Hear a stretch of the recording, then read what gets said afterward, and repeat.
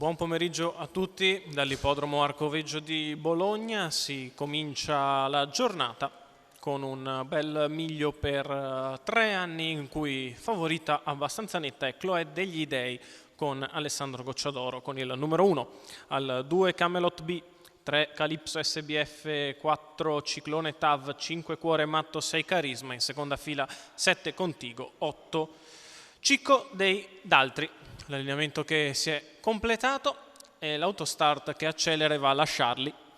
Di galoppo Calypso SBF, veloce Cuore Matto che cerca di scavalcare subito Camelot B e ci riesce. In terza posizione Cloé degli Dei che non ha rischiato la partenza.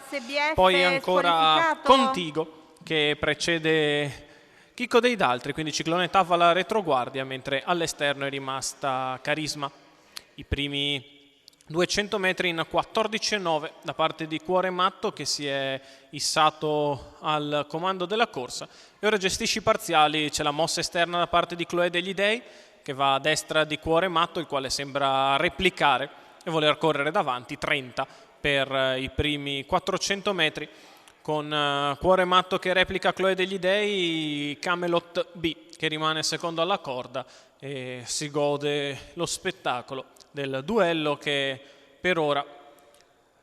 infiamma la corsa con Cuore Matto davanti e Cloé degli Dei all'esterno, poi Camelot B, quindi Contigo, ancora Carisma, Chicco dei Daltri e poi Ciclone Tav alla retroguardia. Il primo giro va via in 59,4,